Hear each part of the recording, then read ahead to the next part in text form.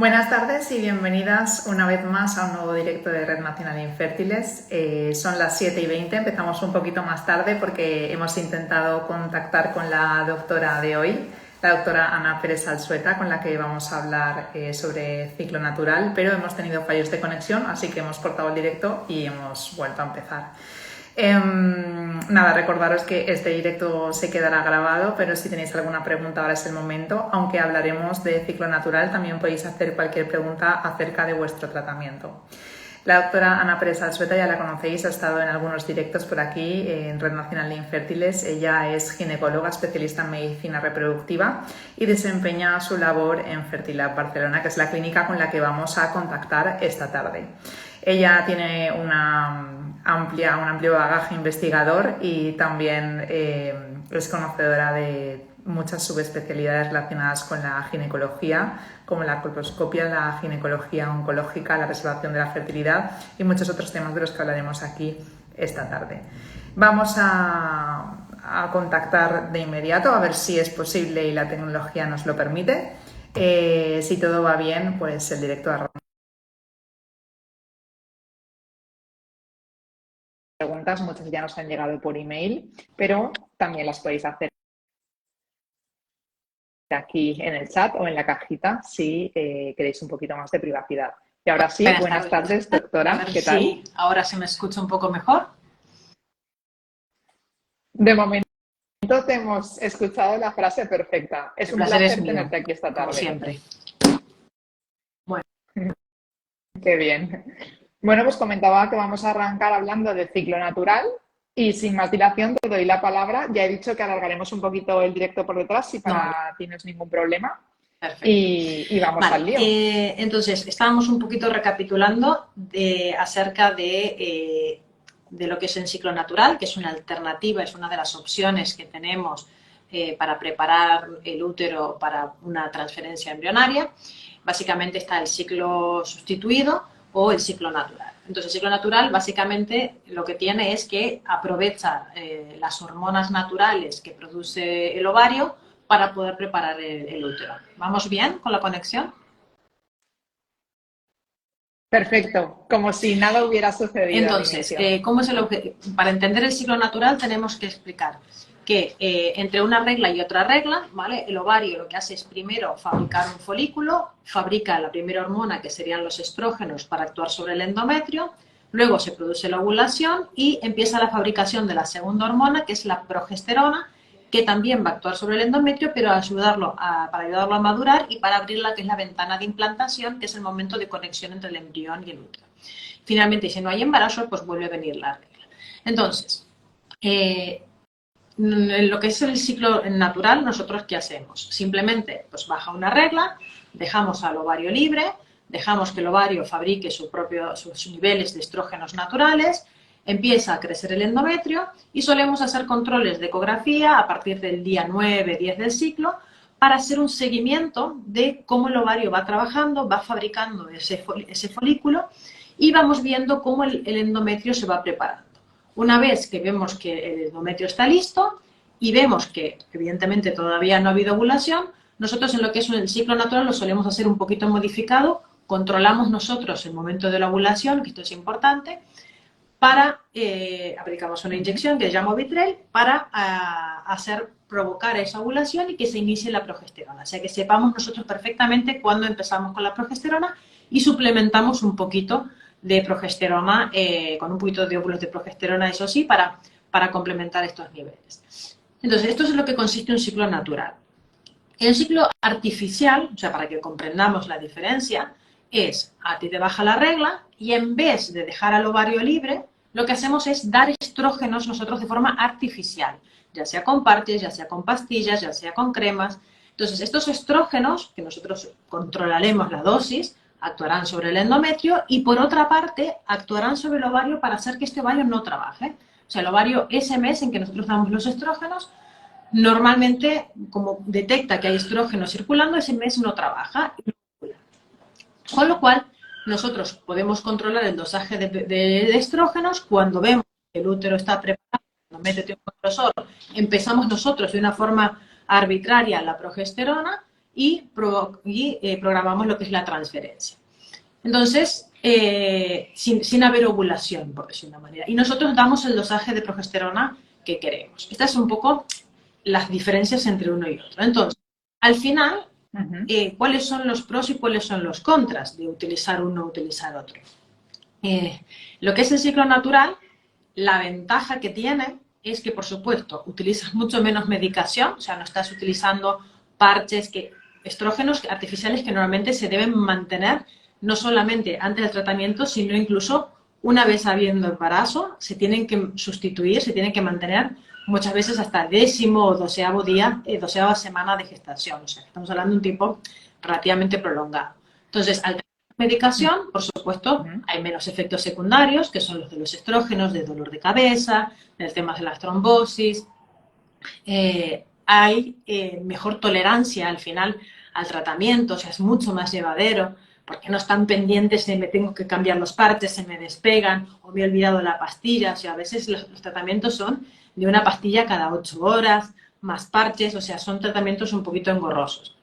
Con lo cual, por supuesto, esto al final también repercute en el coste, tiene menos coste, y una cosa que es importante, que esto antes no se, poquito a poco se está empezando a hablar, y es que antes pensamos que en cuanto a efectividad una cosa era la misma que la otra. Pero poquito a poco nos estamos dando cuenta, según los últimos estudios, de que el hecho de que haya habido ovulación, el hecho de que haya una producción hormonal natural, está mejorando un poco lo que son las tasas de niño nacido vivo. ¿Vale? Y esto lo estamos viendo, empezamos a ver en los últimos estudios. De hecho, en Fertilab somos muy defensores del ciclo natural. Nosotros hemos empezado con un 25% de nuestros tratamientos en el año 2020-2021. Ya se convirtieron en alrededor de un 35% nuestros ciclos de ciclo natural en 2022, y hoy por hoy en 2023 ya estamos en un 45%, casi la mitad de nuestros ciclos los hacemos con ciclo natural.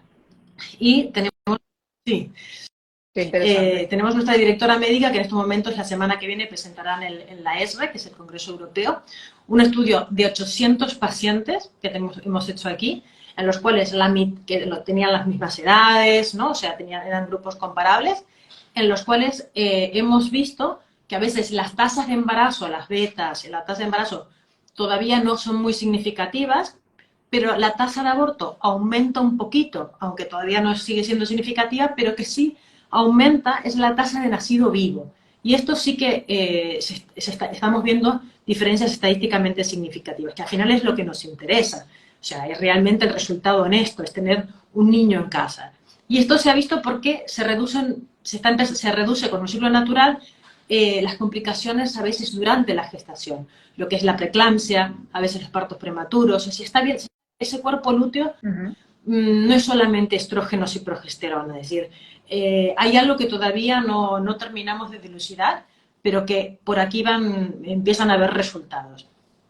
Entonces, lamentablemente, el ciclo natural tiene sus contras, ¿vale?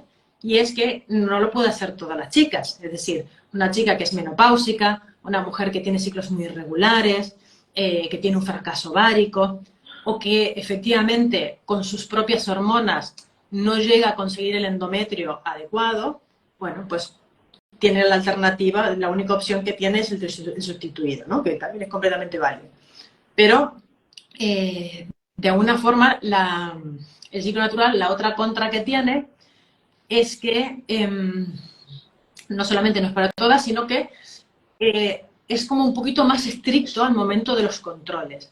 Como dependemos del ovario, dependemos de la ovulación, logísticamente hablando, para mujeres a veces que requieren mucha organización o que vienen del extranjero o que laboralmente necesitan cuadrar fechas mucho más estrictas, claro, no se lo pueden permitir, ¿no? Tampoco. Porque con el sustituido, de alguna forma, tenemos más libertad de movimiento porque controlamos nosotros el inicio de progesterona, etcétera, etcétera. Y en el ciclo natural se ve, que esto no nos sale en nuestro estudio, pero sí que se habla de que puede haber un poquito más de riesgo de cancelación, porque hay a veces que, a pesar que hagamos los ciclos, los controles lo más estrictos posibles, pues pueden haber ovulaciones espontáneas. Y si se nos escapa una ovulación, entonces no podemos controlar el inicio de la progesterona, no sabemos cuándo se abre la ventana de implantación y por lo tanto no tenemos que cancelar, ¿no? Y volver a... Vamos a explicar un poquito qué es una ovulación espontánea. O sea, ¿por Bueno, qué porque puede somos suceder esto? biología, básicamente. Y las mujeres no somos máquinas, somos seres humanos que en el momento te dicen, sí, yo tengo mis ciclos que son de 28 días, pero luego en ese momento, en esa circunstancia, por el estrés que conlleva el tratamiento, por la ansiedad que implica, ¿no? Por la presión a veces que se tiene, o porque ha tenido que tomar un antibiótico bueno, y las hormonas fluctúan, o porque la tiroides se descompensa un poquito y entonces influye sobre también el ciclo ovárico. Por todas esas circunstancias hace que de repente, pues, una ovulación que normalmente ocurría a día 12 o a día 14, pues ocurra a día 10. No la encontremos en un primer control, digamos. Por ejemplo. Ujú. Pues lo has explicado súper bien, yo creo que ha quedado muy claro. Una paciente preguntaba, entonces, ¿para quién está indicado el ciclo natural? ¿Quién es la paciente A ver, ideal para ir al ciclo natural? la premisa inicial es que la paciente tenga ciclos. Esto es sine qua non. A partir de aquí, cualquier mujer que tenga ciclos más o menos regulares, o sea, aunque ella tenga ciclos largos o que ahora tengan, esa mujer que más o menos tiene unos ciclos regulares, que hay constatación que en algunas ecografías, los ginecólogos siempre hacemos ecografías al inicio de los tratamientos, y que hay una constatación de que hay un endometrio natural que tiene un grosor mínimo de unos 6-7 milímetros, o sea, ella es capaz de hacer un endometrio normal, y que sea una paciente que tenga relativa disponibilidad para, en cuanto a fechas como hablábamos, ese sería el cuadro ideal, digamos, para un ciclo natural, ¿no? Si en contrapartida no tienes reglas, si en contrapartida necesitas cuadrar fechas, si en contrapartida no te molesta tomar medicación, ¿sabes? En plan, prefieres que sea más controlado, porque esto también va a modalidades de mujeres, ¿eh? O sea, hay veces que planteamos las dos opciones y las chicas piensan, no, uy, yo prefiero lo más cuadrado, lo más controlado, lo más... ¿no? O sea, también va en función o, por ejemplo, chicas que efectivamente en los tratamientos hormonales, ya sea por obesidad, ya sea porque han tenido un antecedente de trombosis o una patología, una trombofilia, etcétera, claro, pues que es mucho más ideal un ciclo natural. Ujú. Bueno, una paciente nos pregunta aquí, yo creo que un poco preocupada, dice, mañana voy a transferencia, he tenido ciclo sustituido, pero me hicieron pinchar Ovitrel porque tenía un Sí, folículo que crecía, ¿está bien? correcto. Sí, sí. En los ciclos sustituidos lo que tienen es, como dijimos, normalmente inhiben al ovario, pero hay un 5% de los casos en los que el ovario se escapa al control y aún a pesar de dar los estrógenos, el ovario quiere seguir trabajando y fabrica su folículo igual. Y entonces, como es muy importante controlar el tema de la ovulación, porque decíamos de la progesterona, es correcto siempre adelantarse, ¿no? Pues, enfocar una ovulación y empezar con la progesterona de forma continua, es lo importante. Luego que haya un folículo ahí, mientras se controle el inicio de la progesterona y la ovulación. Pregunté al paciente si puede ser una alternativa para casos de baja reserva ovárica, teniendo en cuenta Sí, que hay por buenos ciclos supuesto. Lo que pasa es naturales. que la baja reserva ovárica, al final el problema viene por otro lado, ¿no? O sea, el problema viene a nivel de los óvulos, viene a nivel de la calidad embrionaria. Entonces, bueno, pues el preparar el endometrio de una manera u otra probablemente no es que le haga mucha diferencia, ¿no? Porque el problema está a otro nivel. Pero bueno, todo lo que se pueda ayudar, teniendo en cuenta que si ella lo prefiere, puede hacer los controles y tiene endometrios buenos, todo lo que se pueda ayudar, pues bienvenido sea. O sea, y si ha fallado algún otro ciclo sustituido, pues animaros con el ciclo natural. Una paciente ha mandado una pregunta por correo que dice que si hay un mínimo de antimuleriana para hacer un ciclo No, la natural. antimureliana me importa muy poco. O sea, lo que me interesa es, hay chicas que tienen, la antimuleriana te hace referencia a lo que es la reserva ovárica, el número de óvulos que van quedando en ese ovario. Pero chicas con hormonas antimulerianas súper bajitas tienen sus ciclos regulares, hacen sus estrógenos, es decir, que no me preocupa una hormona antimuleriana baja.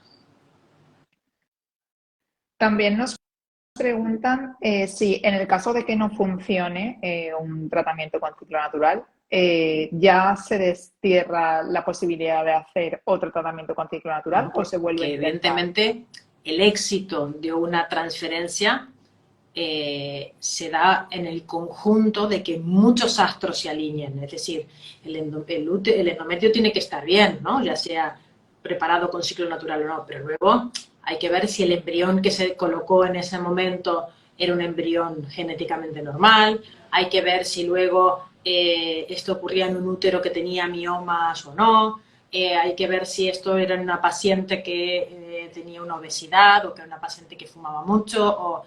Entonces, las transferencias está claro que no son un 100% de embarazos nunca. Y el problema puede estar a diferentes niveles. Entonces, que si tú haces un endometrio natural, haces un ciclo natural y consigues un buen endometrio, date por sentado que vas a tener las mismas tasas de embarazo que con un ciclo sustituido. O sea, el problema no está tan ahí. Ujú.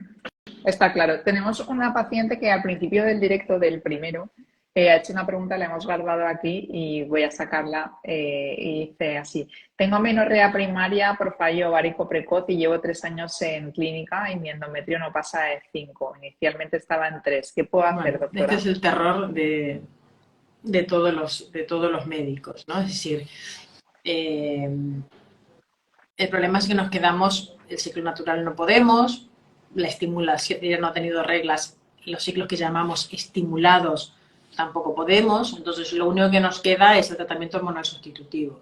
Probablemente hayan probado dosis altísimas, y esto es seguro.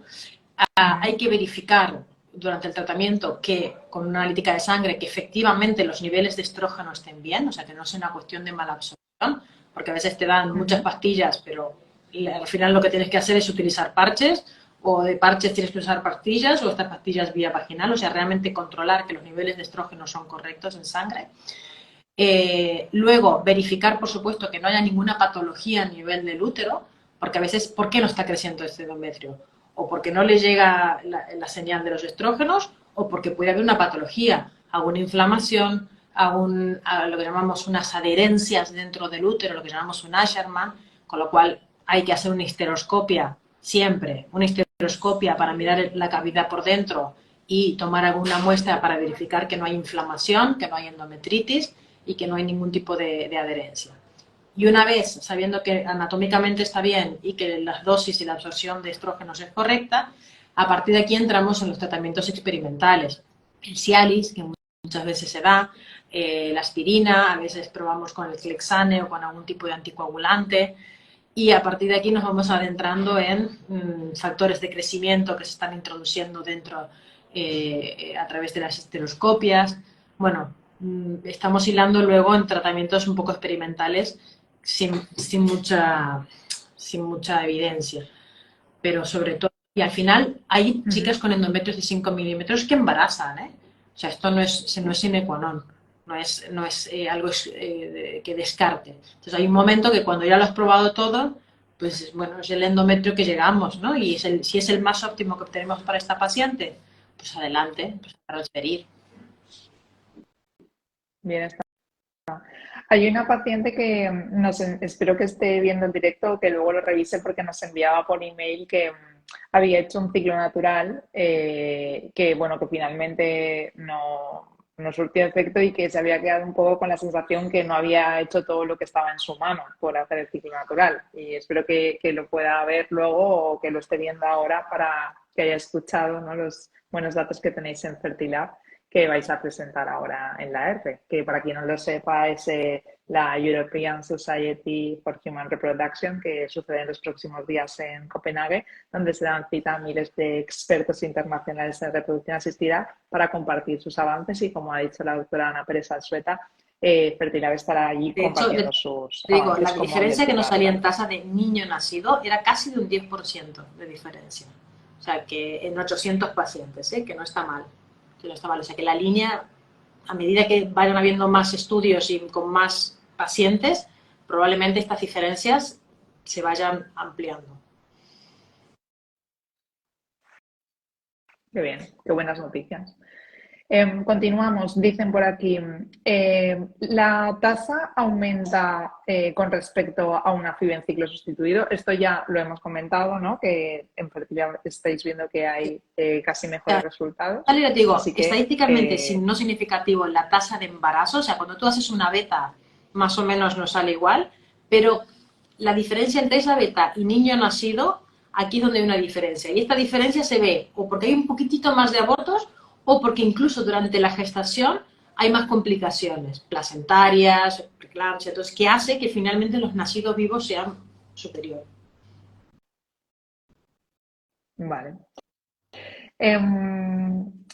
Dice otro paciente por aquí, ¿qué puedo hacer para mi baja reserva ovárica? Me queda un intento en la seguridad social. No tenemos más datos, no sabemos su edad ni Una su baja historia. reserva ovárica.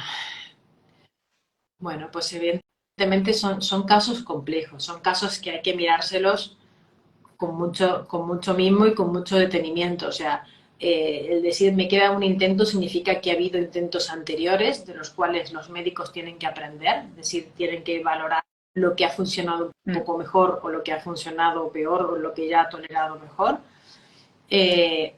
A veces hacemos estrategias diferentes, a veces empezamos con altas dosis de medicación, de gonadotrofinas de 350 o 300 de unidades, y sin embargo en una segunda estimulación a veces probamos con medicación como el Elomba, que son medicaciones de liberación prolongada, como para darle un trato un poco diferente. A veces probamos ciclos largos o a veces probamos cortos. A veces probamos anticonceptivos previos y otras veces o estrógenos previos y otras veces lo dejamos libre al ovario, ¿no? Entonces, yo creo que en una baja reserva ovárica hay que ir, digamos, moviéndose muy sutilmente entre fármacos y entre protocolos y entre intentos. Es decir, no hay sobre todo en este tipo de pacientes, no hay un protocolo único que digas, no, es que con esto sé que lo voy a optimizar. Si no, lo haríamos todos, básicamente, y no estaríamos tan confiados. Que la medicina es medicina, no Exacto. es magia todavía, ¿no? Una paciente dice por aquí que en un tratamiento anterior sufrió una hiperestimulación. ¿Sería aconsejable para su caso este tipo de tratamiento o es mejor que se haga determinadas Este pruebas? tipo de tratamiento que es ciclo natural. ¿Entiendo? Lo que pasa es Sí. que son dos situaciones diferentes.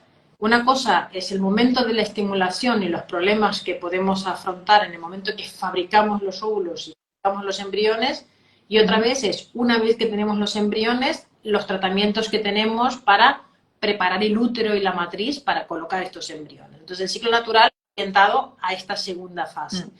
Una hiperestimulación, en realidad las herramientas que tenemos para el control de la hiperestimulación son a veces el ajustar dosis, evidentemente, si tiene que volver a emprender otra estimulación, se tendrá en cuenta el dosaje que se le ha administrado y probablemente disminuirá. Y por otra parte, los ciclos cortos, las descargas de catepiles con análogos, como margen de seguridad, el no transferir en fresco, o sea, estas son las herramientas que tenemos para el tema de hiperestimulación, ¿no? Que es un poco diferente a lo del ciclo natural. Una paciente pregunta por aquí si es normal tener un ligero sangrado marrón durante la preparación del endometrio. A ver, todo depende en qué fase estemos. Es decir, si estamos justo al principio, que es cuando baja la regla, empiezan el tratamiento, pero bueno, al cabo de 2 días vuelven a tener un pequeño sangrado. No me preocupa mucho. Luego a veces el endometrio ya se estabiliza, haces un control y está todo bien. Si nos encontramos con sangrado justo una semana antes o cuando estamos a punto de transferir, no nos gusta mucho a los médicos. Entonces, esto puede ser porque el endometrio esté un poquito inestable y entonces se esté descamando un poquito. esto puede ser debido a que, no sé, que igual ella ha suspendido una medicación o que se ha tomado un antibiótico y ha actuado entre los estrógenos que tomaba y ha hecho como una caída de esos estrógenos. Eh, pero en la ecografía a veces puede ser que se acumule un poquito de sangre, lo que llamamos hematometras, y esto es lo que estamos viendo salir por fuera, o sea que esto el doctor de alguna manera cuando haga su control lo verá.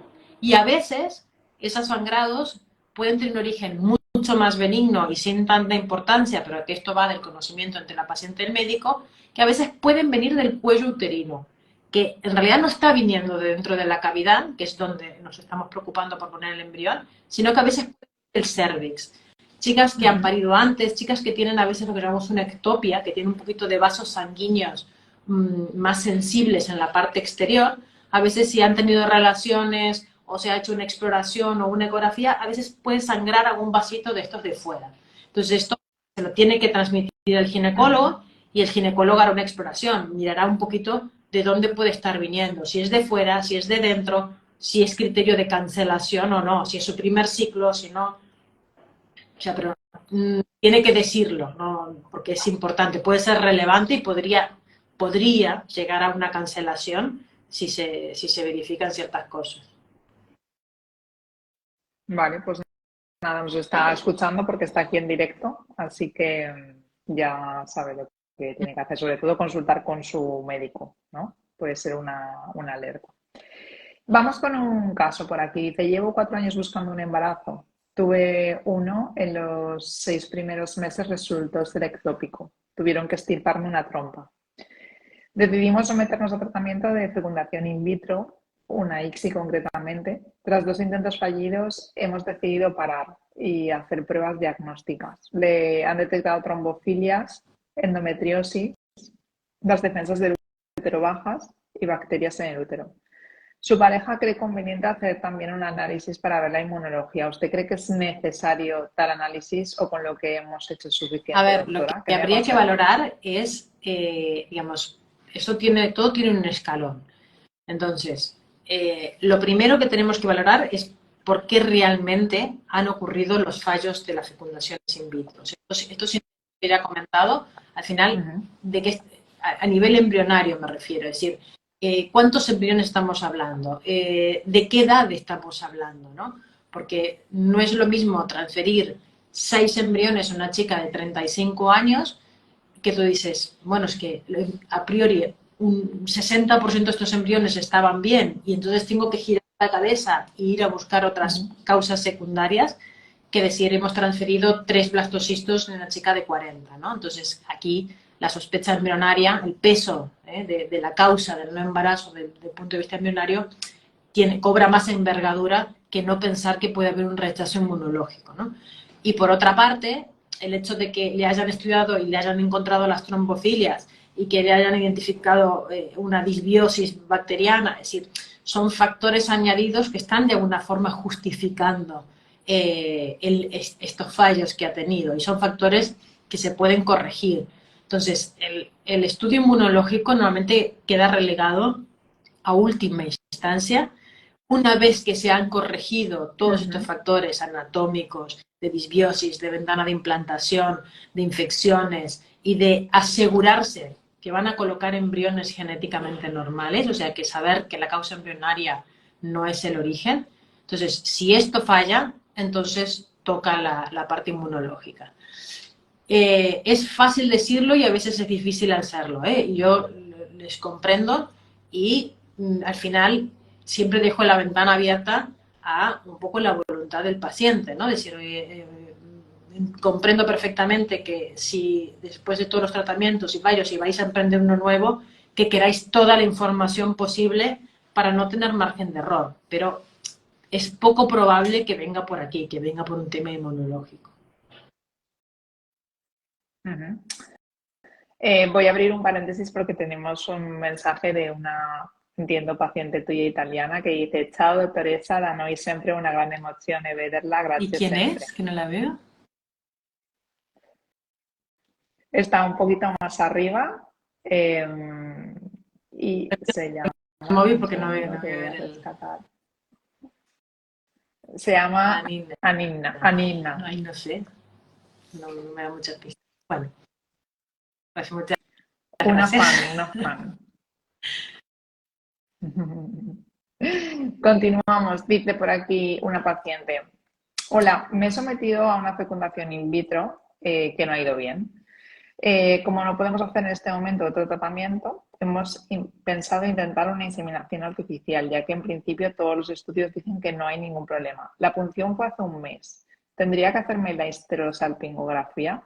Sería hacerla 2 meses después de la punción y la medicación correspondiente para la inseminación artificial sería contraproducente para mis ovarios o A debería ver, esperar. normalmente por regla, si hemos pasado a un tratamiento superior, no tendría sentido que yo le esté animando a descender, ¿no? En cuanto a complejidad. O sea, evidentemente hay que tener en cuenta pues, su edad, los años de esterilidad, pero si ha habido una indicación para una técnica, volver hacia atrás simplemente por esperar, ¿no? Es mejor a veces acumular ese tiempo y ese dinero para coger fuerzas y emprender un segundo tratamiento en un plazo menor que digamos, animarnos un poco desordenadamente, ¿no? Que yo entiendo que es un poco por la idea de mantenernos activos y mantenernos en el objetivo. Hay que tener mucho cuidado con las inseminaciones porque son tratamientos que pueden desgastar muchísimo. Como su tasa de embarazo es bajita, al final no dejas de estar haciendo controles, no dejas de estar yendo al médico, de estar a la espera de un resultado de embarazo. Y esto puede realmente agotar, desgastar e incluso también, bueno, implicar una hormonación y un gasto económico, que a veces es mejor juntar todo esto y volverlo a intentar en un futuro pues más acortado. Puede ser, si va a ser si va a ser solo un intento, te diría, pues no te hagas una prueba de trompas. Si está planteando que todas las pruebas eran normales y que a priori fueron a la FIB porque ellos quisieron y que da condiciones para hacer una inseminación, pues sí, que se haga la prueba de las trompas para hacer un tratamiento en condiciones, para no tirar un dinero de algo que igual encuentran que el problema está ahí, ¿no? Y lo podría hacer inmediatamente, no tiene por qué, no es contraproducente, es decir, hacer la prueba o la nueva estimulación. En cualquier caso, entiendo que, aunque la decisión siempre es compartida, ¿no? La recomendación médica tiene que estar por encima de lo que un paciente considere, ¿no? Porque quizás sea lo mejor para él. Lo que pasa es que es verdad que hay veces que hay parejas en concreto que podrían tener una indicación de inseminación y que son ellas las que prefirieron, igual fueron ellos los que prefirieron pasar directamente a la FIB, ¿no? Y entonces ahora están volviendo para atrás. Pero si la indicación fue médica de la FIB, yo no volvería, no retrocedería. Está claro. Tenemos algunas preguntas que giran en torno a la estimulación, sobre la estimulación suave, para quién está recomendada. Hay una paciente que pregunta por su baja reserva ovárica, si con 0,30 podría hacer una estimulación suave. Si te parece, abrimos este tema y lo comentamos un poco por encima para responder a todas las preguntas. Del tema de la que se llama de estimulación suave, ¿te refieres? A ver, Sí. es como os digo, o sea, los médicos vamos probando alternativas dentro de una misma paciente y aquellas pacientes, o sea, la estimulación suave de alguna manera tiene varias indicaciones. Una de las indicaciones es sobre todo pacientes, por ejemplo, que tienen una baja reserva ovárica y que ya ha hecho tratamientos anteriores con dosis súper altas y que el ovario responde lo que responde. Entonces, en estas pacientes no tiene ningún tipo de sentido estar a veces con dosis de 350 y 400, cuando al final con dosis menores van a ser mucho más, digamos, fáciles de llevar, con menos efectos secundarios, con menos consumo de medicación y el número final de ovocitos va a ser el mismo, ¿no? Entonces, este perfil de pacientes está bastante claro. Idealmente en las chicas que son más jóvenes y tienen una baja reserva, que sabemos que tienen una buena calidad, pero tienen un bajo número, al final, si no somos capaces de aumentar ese número, utilizar unas dosis intermedias ya va bien. Luego, por supuesto, en aquellas que tienen, que tienen mala tolerancia a la medicación, es decir, que dicen, es que yo no puedo soportar, tengo mucho miedo y prefiero una estimulación más suave a expensas de obtener menos óvulos. Esto también son las menos, pero sí que lo vemos también. Y al final hay que ajustarse a cada paciente. Y por último, aquellas justamente que tienen mucho riesgo de hiperestimulación y que al final tienen tantos óvulos que con una estimulación muy suave, las chicas, por ejemplo, con ovarios poliquísticos o con hormonas antimurerianas muy elevadas, es que por supuestísimo que las estimulaciones, estas medias, también son de agradecer. Es decir, es otro tipo, otro perfil de paciente. Vale. Una paciente nos pregunta, aquí en la cajita nos dice que tiene 41 años, un aborto espontáneo ocurrió hace 2 años, trombofilia genética, 0,05 de antimoleriana y 3 folículos. La pregunta es si le aconsejas ir a ovodonación sin haber pasado por una fecundación in vitro con sus propios óvulos. A ver, esto también es un terreno poco difícil. Es decir,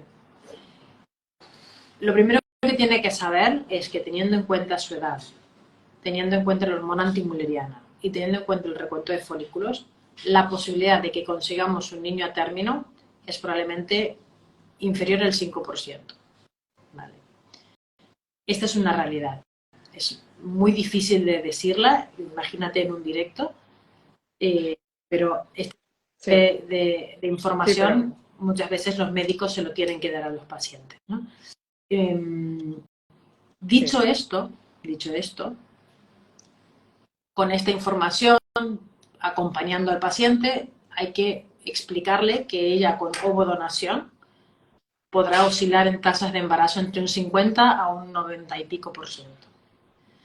Entonces, aquí entra en juego, digamos, la capacidad que tenga de afrontar, ¿no?, lo que es una maternidad con ovodonación, la aceptación, el luto que pueda hacer ella al respecto, cuestiones económicas, lamentablemente, o sea, son tratamientos que a veces personas no se pueden permitir gastarse 6.000, 8.000 euros en un intento de un 5% para luego pasar al siguiente, ¿no? Y comprendiendo muy bien el tratamiento que está realizando, ¿no? Es decir, el porcentaje que estamos hablando. Yo como médico y como reproductólogo, teniendo estos porcentajes en la mano, tengo que orientarla a una ovodonación. Es decir, explicarle que este va a ser el tratamiento que le va a proporcionar más posibilidades de éxito de un niño sano y de una forma más rápida. Entonces, este sería la orientación. Pero también se comprende, o sea, también he visto aquellas pacientes en las cuales se presentaban con su misma situación y que han recurrido, lo han comprendido, lo han procesado y han ido a la ovodonación. A veces las cosas van muy bien con la ovodonación, en poco tiempo conseguimos donante, transfiere y va todo muy bien y tienen un niño y se embarazan y en ese momento de embarazo te dicen, seguro que no hubiera funcionado con mis óvulos. Es decir, a veces las cosas van tan bien que queda un poco el fantasma de no haberle dado la oportunidad, o sea, no haber agotado ese último recurso para dar ese paso, ¿no? Entonces, eso sí que es un terreno muy personal y evidentemente hay pacientes, hay personas, hay mujeres que lo necesitan, es decir, oye, sí, yo necesito atravesar por esto, aunque yo sé que las posibilidades son muy pocas, pero para tener ¿no?, para poder dar ese cruce de frontera de una forma más tranquila, de una forma más convencida, ¿no?, de haber agotado todos los recursos, de tener una tranquilidad de espíritu de haberlo hecho. ¿Me explico? Tiene que Muy ver buen consejo. en cuál de estas dos se encuentra. Pues sí, a ver, digo que es muy buen consejo porque al final, obviamente, estos directos lo único que intentamos es, bueno, dar una orientación, ¿no? Porque no tenemos todos los datos de la paciente ni estamos delante de ella, pero sí que tenemos el histórico, ¿no?, de todas las pacientes que han pasado por tu consulta y todo lo que has vivido junto a ellas. Y este aspecto emocional que estás comentando entiendo que sucede, ¿no?, cuando no han pasado por todos aquellos pasos. Que hay veces que se comenta, porque no me lo dijeron desde el primer día, ¿no?, y me habría ahorrado todo este camino, pero los humanos somos complicados, ¿no? La mente es complicada Sí, también. sí. O sea, lo importante creo yo es que las pacientes sepan nosotros somos reproductólogos y somos orientadores y tenemos que exponer los tratamientos que tenemos para ayudarles y las orientamos, pero muchas veces la última decisión no es un Claro, protocolo, se ha aplicado a la... está claro.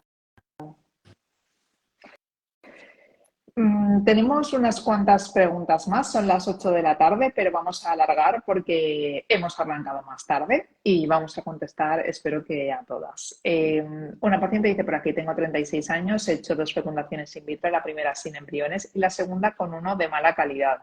Quiero hacer una tercera antes de hacer la transferencia. ¿Lo recomiendas o mejor transferir el embrión? O sea, ella tuvo un embrión y no lo transfirió. ¿Y estáis pensando en hacer un tercer ciclo? Hombre, si tiene un embrión. ¿Y si es el bueno?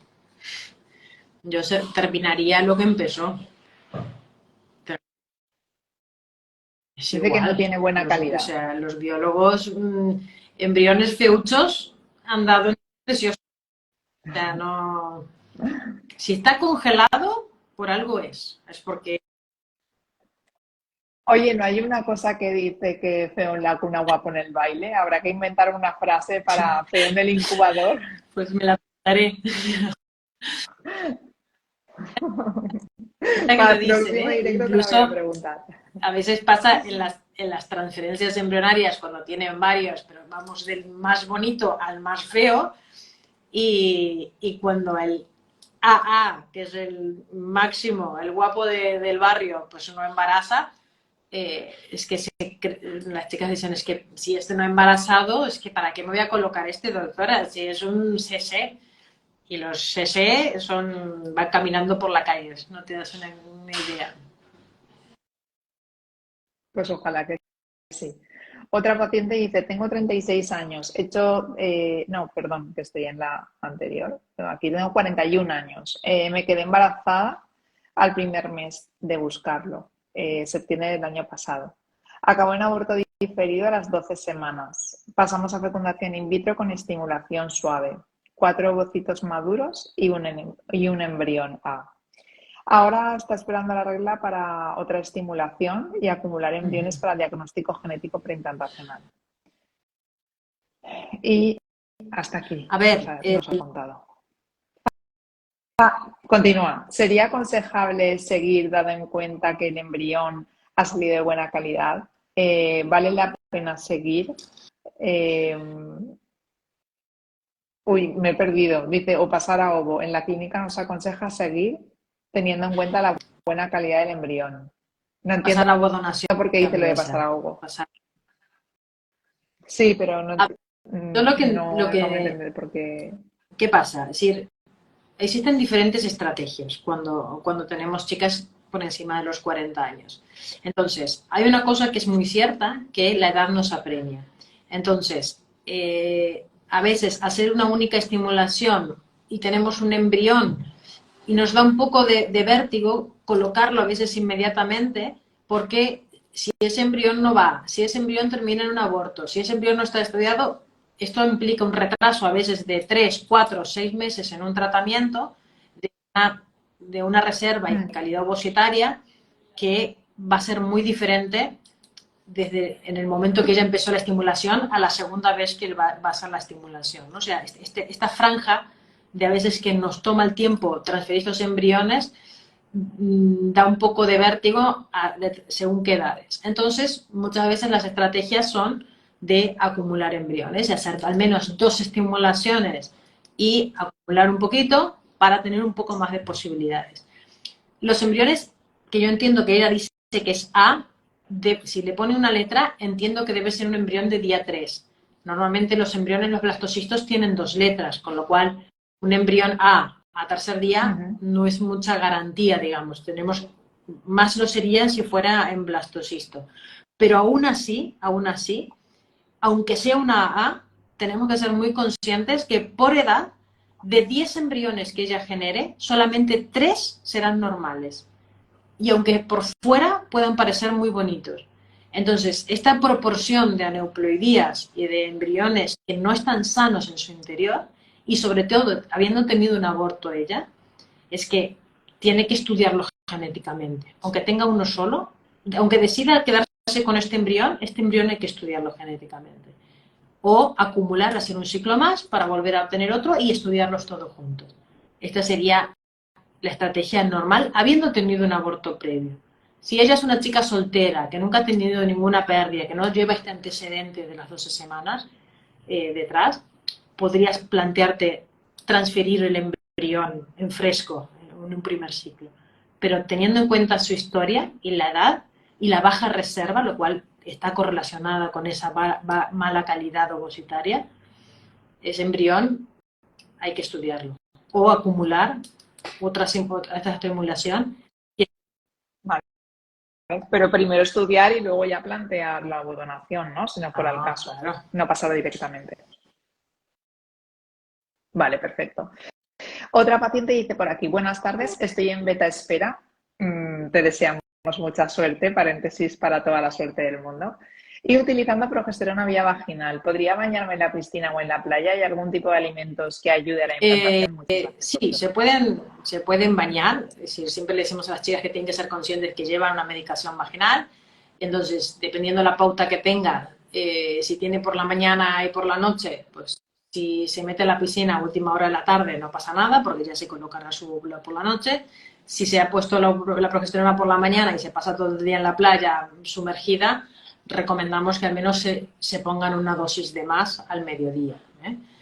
Es un poco el tema. Lo mismo que pasa con el tema de las relaciones. Es una cuestión de retirar medicación.